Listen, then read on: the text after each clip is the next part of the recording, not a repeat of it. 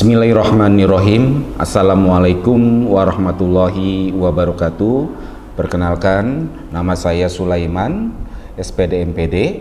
Saya adalah salah satu dosen tetap di Universitas Syadzi Madani, khususnya di Fakultas Ilmu Kesehatan, Program Studi Ilmu Keperawatan di Universitas Syadzi Madani, Tangerang, Banten.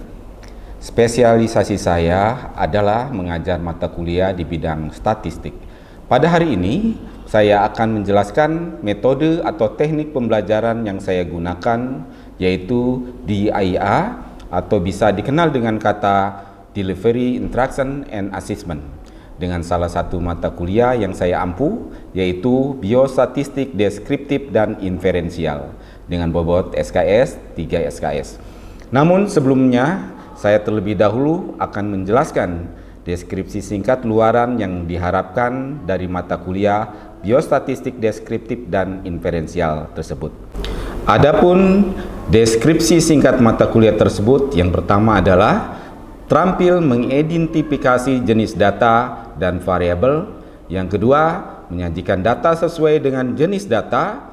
Yang ketiga, mampu untuk menentukan analisis atau statistik deskriptif yang sesuai dari data yang ada. Kemudian yang keempat itu mampu untuk memilih cara mengumpulkan data yang tepat.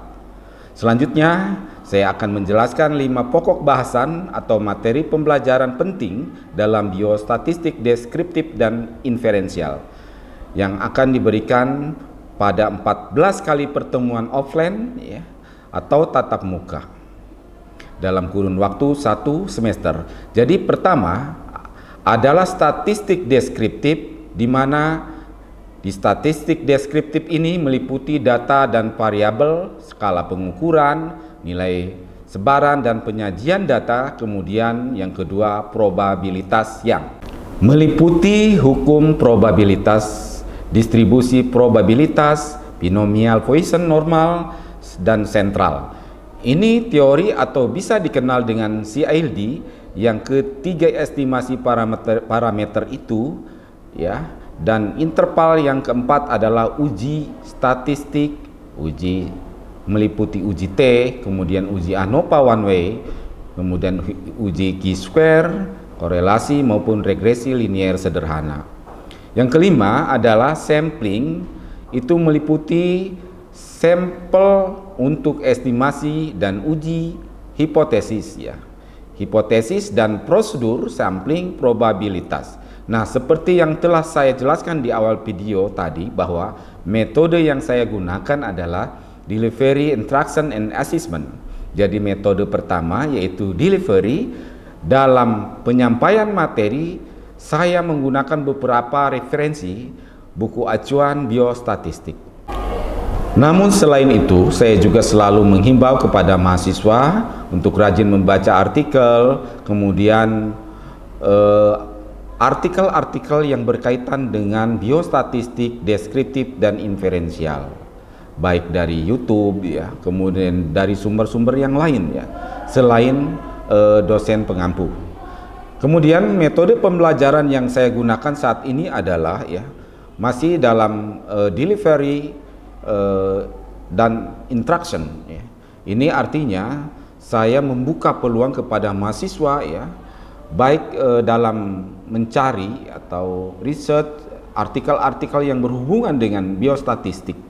Kemudian saya gunakan juga Google Classroom dan juga email. Namun selain itu juga saya terkadang menggunakan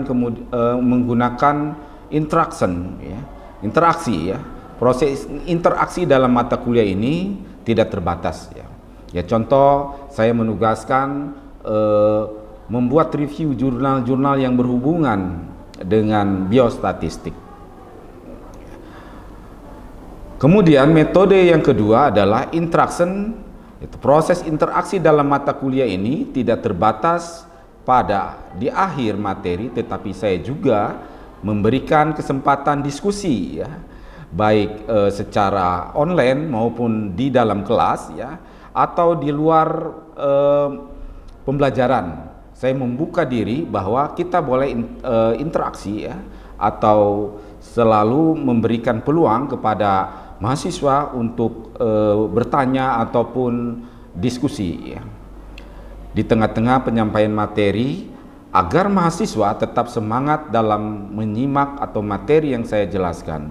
Selain itu, terkadang di tengah-tengah materi saya selesaikan ya melalui kuis kecil ya, atau kuis kecil sebagai rangkuman ya, materi untuk memotivasi bahwa mahasiswa untuk meraih poin-poin penilaian yang dapat ditambahkan pada komponen nilai tugas. Metode yang ketiga ya, yaitu adalah assessment. Semenjak awal pertemuan saya selalu menjabarkan skema pembobotan komponen nilai yang terdiri dari kehadiran, tugas, UTS ya. Kemudian di mana bobot masing-masing atau komponen penilaian tersebut, kehadiran adalah 10%, kemudian UTS 30%, tugas 30%, UAS 40%.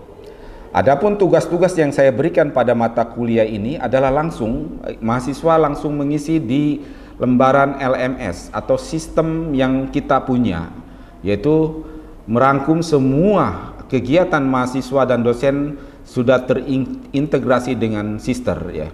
Kemudian pada mata kuliah ini salah satunya adalah membuat tabel distribusi frekuensi, kemudian bagaimana penyajiannya dalam bentuk histogram, OGIF ya, diagram batang ya, atau grafik histogram dan lain-lain. Tugas tabel distribusi frekuensi tersebut diambil berdasarkan tugas pengumpulan data yang telah diberikan oleh terlebih dahulu, kemudian tugas untuk menganalisis ukuran gejala pusat dan letak sentral tendensi berupa menghitung nilai min, median, modus, rataan hitung ya, kemudian menentukan nilai varian dan probabilitas, selanjutnya menentukan nilai estimasi dan lain-lain. Nah, demikian deskripsi singkat terkait mata kuliah biostatistik deskriptif dan inferensial. Berikut ini cuplikannya. Bismillahirrahmanirrahim. Assalamualaikum warahmatullahi wabarakatuh. Waalaikumsalam warahmatullahi wabarakatuh. Alhamdulillahirrabbilalamin. Pada pagi hari ini kita masih bisa diberikan kenikmatan, terutama nikmat sehat, sehingga kita bisa melaksanakan pembelajaran hari ini seperti biasa. Baik, pada awal pertemuan semester ini kalian sudah kenal Bapak semua? Sudah ya, mungkin di semester sebelumnya ya. Baik, sebelum kita mengawali pembelajaran kita, marilah kita berdoa menurut agama dan kepercayaannya masing-masing. Berdoa dimulai. Berdoa selesai. Ya baik, sekalian ya mahasiswa yang Bapak banggakan ya, pada hari ini kalian sudah tahu apa yang akan dibawakan materi pada pagi hari ini? Belum.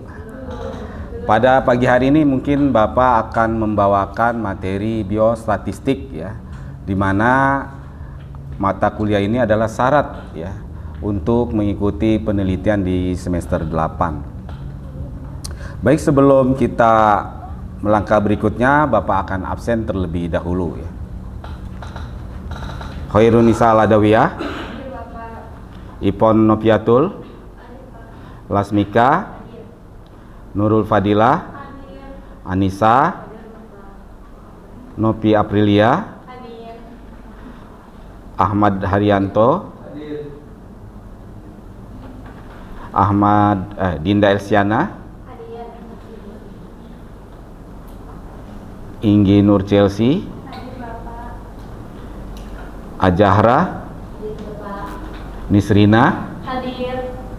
Jeva, Hadir, Pak. Kurnia, Hadir, Bapak. Ajahra Safa, Hadir. Najwa Nur Ayesa, Hadir. Dafa, Hadir. Amelia, Hadir. Restu Aulia, Hadir, Bapak. Tasya Rianti, Hadir, Bapak. Dela Lutfia, Hadir. Cindi Oktavia, Hadir. Siti Balkis, Hadir. Pika Anggreni, Hadir. Rahmaulia, Hadir. Alsidita, Hadir. Handayani, Hadir. Anissa, Hadir. Silsilia, Hadir Bapak. Rahmawati, Hadir Pak. Jovita, Hadir Bapak. Dela, Hadir. Anissa, Hadir. Amanda, Hadir. Rika, Hadir. Siti Lutfiah, Hadir. Nadia, Hadir. Anissa, Hadir. Galuh Nur Fadila, Hadir.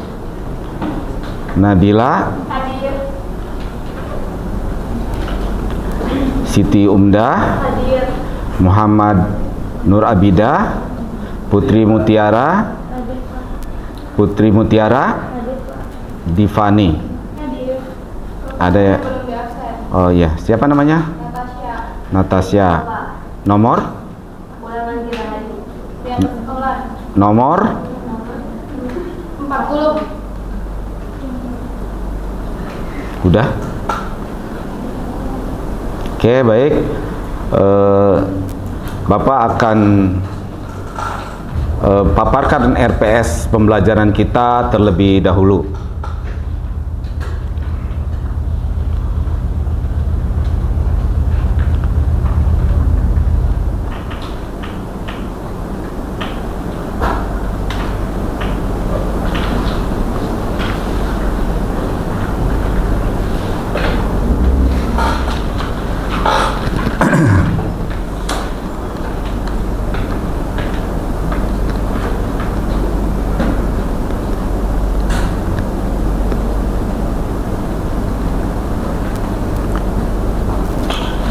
Ya baik,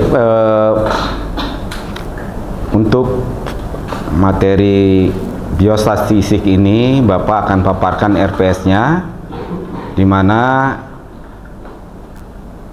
kalian bisa dilihat di sini ya.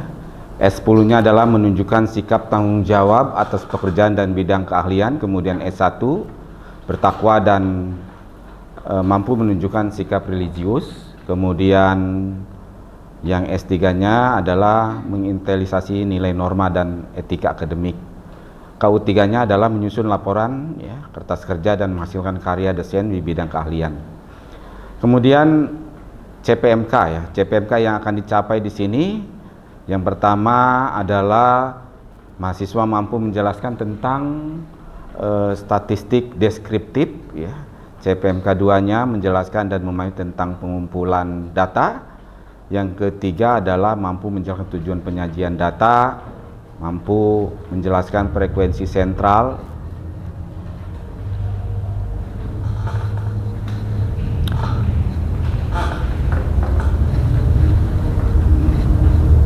gangguan ya. Nah baik, bahan kajian yang akan kita pelajari di semester ini adalah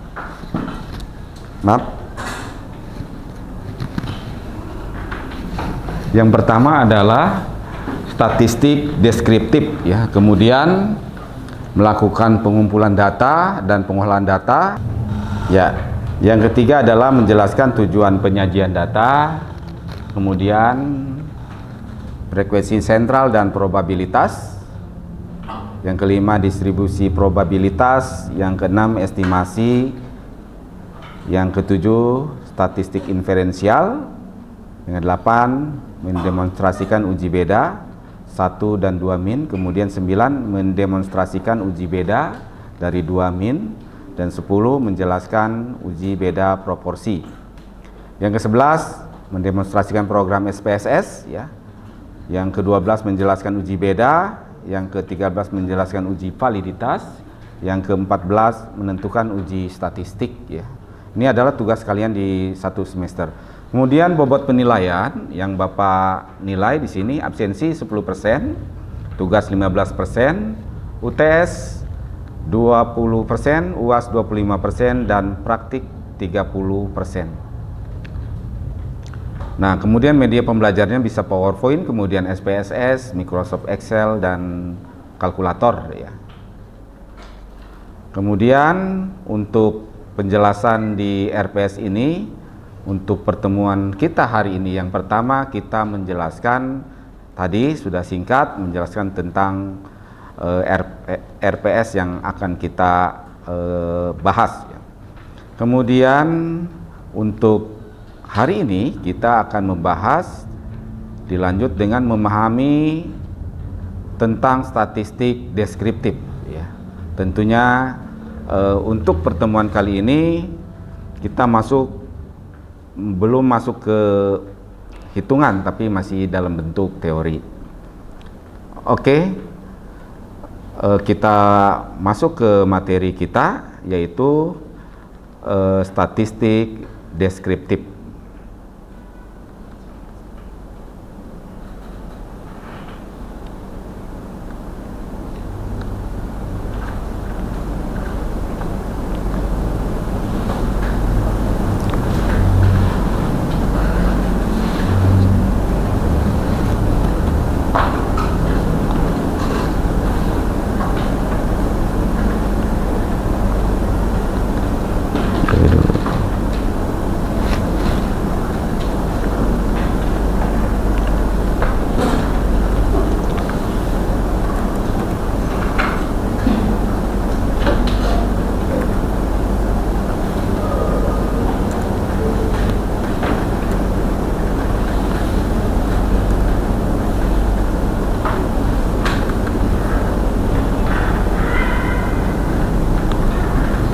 Oke, baik, kalian bisa melihat di slide-nya, jelas tidak? Terlihat? Jelas. Ya, baik, kita akan mulai pembelajaran kita pada hari ini ya. Ya, sebelumnya Bapak akan bertanya sama kalian apa yang dimaksud dengan biostatistik ya. Ada yang tahu? Ada? Statistiknya tahu nggak statistik? Statistik itu adalah ilmu yang mempelajari tentang data. Ya. Kalau biostatistik adalah metode ya statistik yang digunakan untuk memecahkan masalah biologi. Ya. Di sini menyangkut tentang ilmu keperawatan. Baik, langsung aja ya, kalian bisa lihat di slide di depan ya. Di sini dijelaskan tentang statistik deskriptif ya. Jadi statistik deskriptif itu dibagi menjadi dua ya, yaitu statistik deskriptif dan statistik inferensial. Bedanya apa? Jadi statistik deskriptif itu masih dalam bentuk sederhana ya. Pola hitungnya tidak menggunakan analisis. Tapi kalau inferensial sudah mengacu ke analisis data. Dia menggunakan hipotesis ya, seperti uji T, uji Z, dan uji R. Kalau kita masuk ke statistika deskriptif itu masih dalam bentuk dasar ya. Nah, kalian bisa jelas di sini pengertian statistika, kemudian penyajian datanya, ukuran pemusatan, ukuran penyebaran, angka indeks ya, deret berkala, kemudian di sampingnya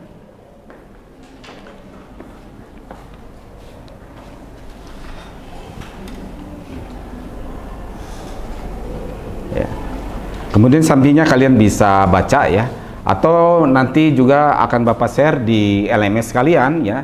Ada sistem yang kita buat untuk memudahkan ya pembelajaran kita. Jadi selain kalian dapatkan di kelas, kalian juga bisa didapatkan di rumah dan bisa membahas, apalagi yang ketinggalan atau yang tidak masuk kelas ya, atau sakit, kalian bisa lihat di LMS-nya masing-masing. Oke, next ya. Kemudian di sini definisi statistika ya. Statistika di sini adalah ilmu mengumpulkan, menata, menyajikan, menganalisis. Nah, ini penjelasan seperti itu. Kemudian kalau statistik, suatu kumpulan angka yang tersusun lebih dari satu angka. Next. Nah, di sini tadi ya dijelaskan bahwa statistika atau biostatistika di sini penerapan metode statistik dalam memecahkan permasalahan dalam bidang biologi. Nah, ini bersangkutan dengan kalian ya.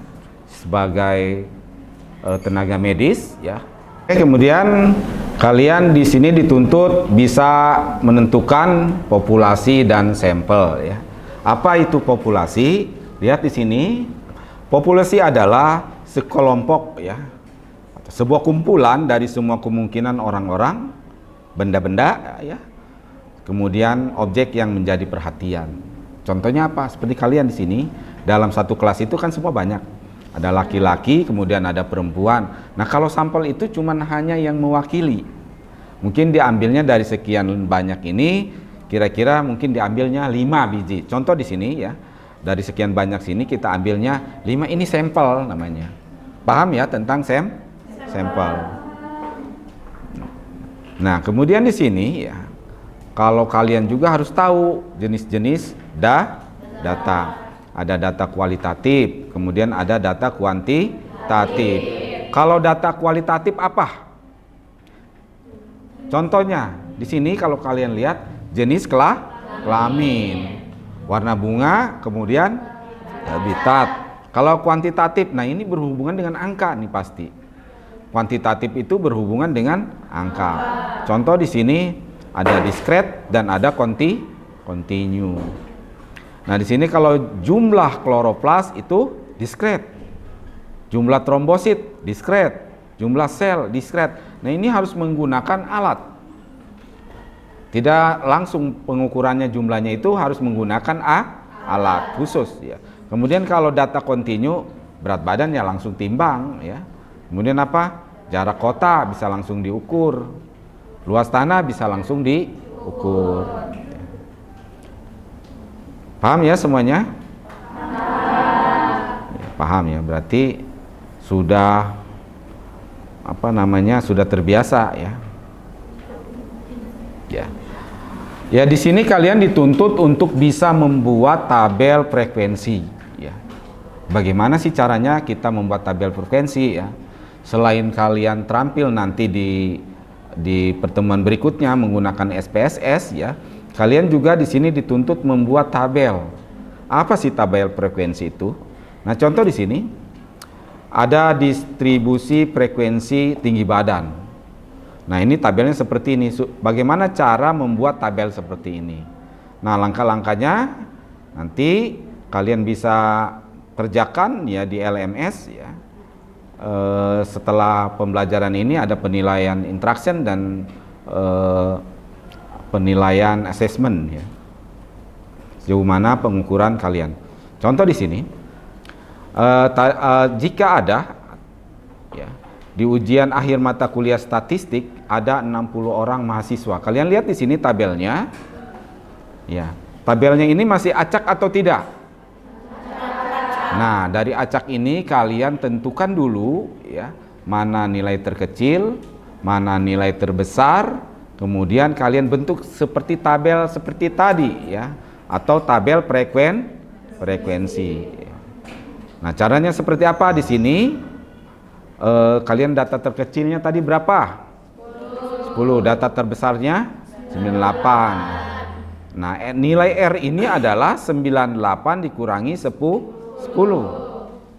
Ini 88. Nah, kemudian jangkauannya berarti adalah 88. Maka jangkauan itu apa? Nilai terbesar dikurangi nilai terkecil itu adalah jangkauan. Berapa jangkauannya? 88. Kemudian dalam menentukan banyak kelas. Banyak kelas itu atau dilambangkan dengan nilai K ya, sama dengan 1 ditambah 3,3 log 60 ya, log 60. Kalau tadi menggunakan berarti 1 ditambah 3,3 lognya 60 itu dari jumlah data keseluruhan ya, berarti 1 ditambah 3,3 log 60 berarti hasilnya adalah 6,8. Kalau kalian bingung mencari nilai log 60 ini bisa langsung di kalkulator ya. Nah, kemudian lebar kelas. Lebar kelas itu jangkauan dibagi dengan banyak kelas. Banyak kelasnya dari mana? Di sini ya. 6,8 itu kita bulatkan menjadi 7. Hasilnya adalah 12,5. Kita bulatkan menjadi 13. Nah, ini adalah limit kelas pertama. Limit kelas pertama itu adalah 10, dibuat alternatif bisa 10, bisa 9, bisa 8. Dari mana 10? 10 itu adalah nilai terendah. Ya, baik, ada yang ditanyakan dari lebar kelas, panjang kelas, dan jangkauan. Apakah ada pertanyaan? Tidak ada, cukup ya? Cukup. Nah, ini adalah batas-batas kelas, kemudian ini adalah alternatif. Bisa pakai kelas alternatif ya. Kemudian distribusinya ya.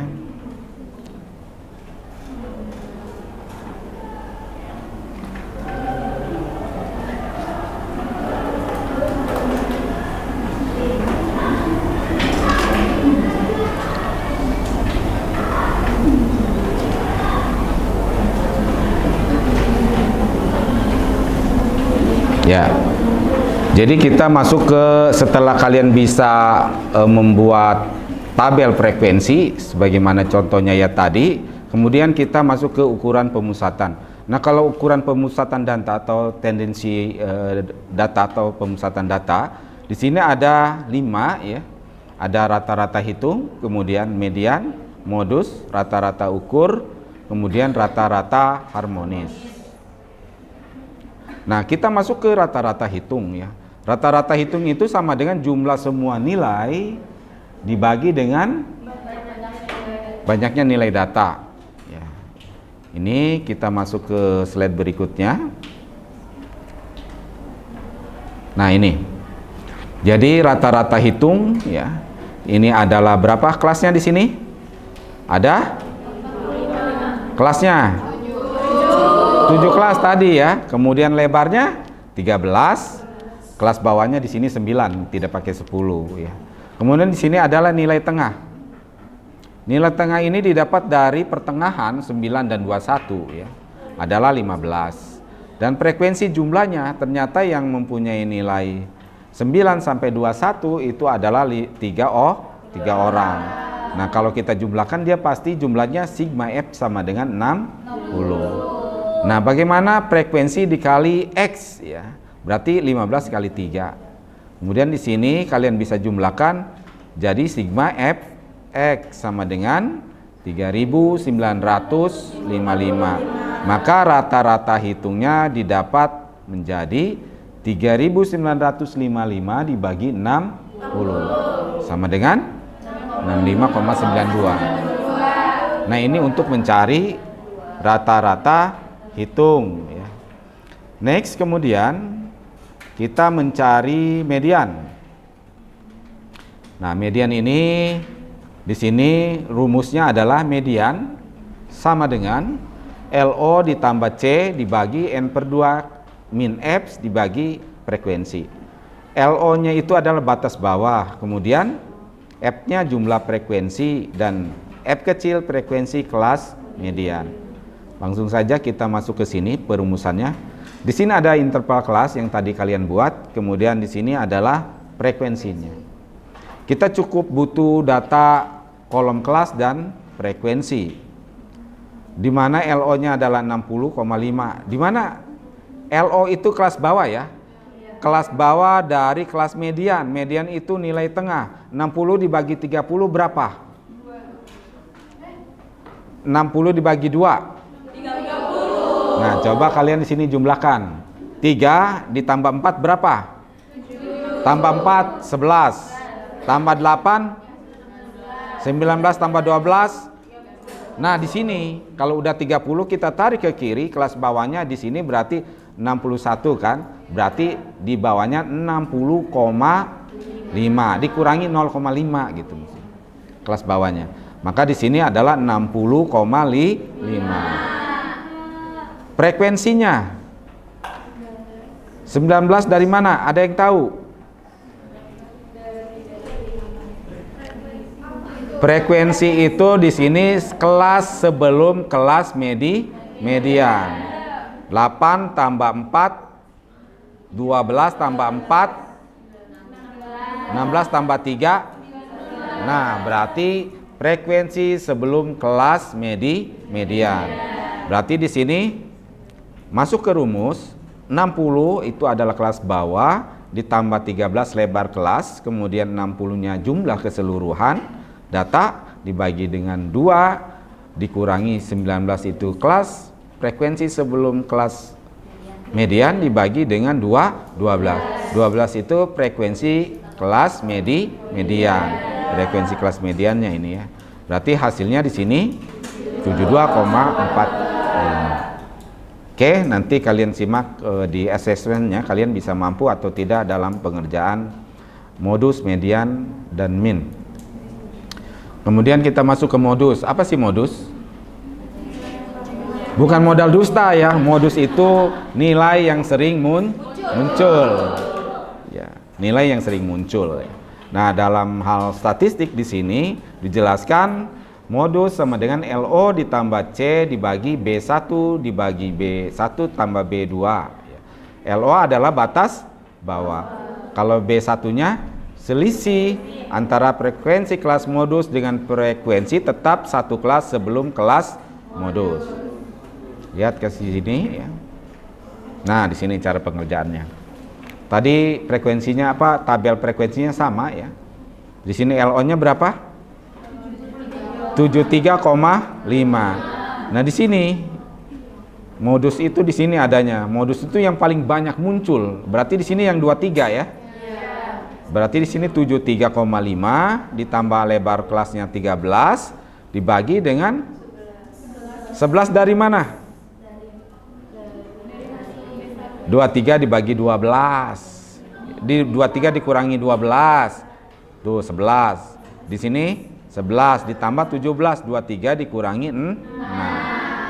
Maka hasilnya adalah 78,61.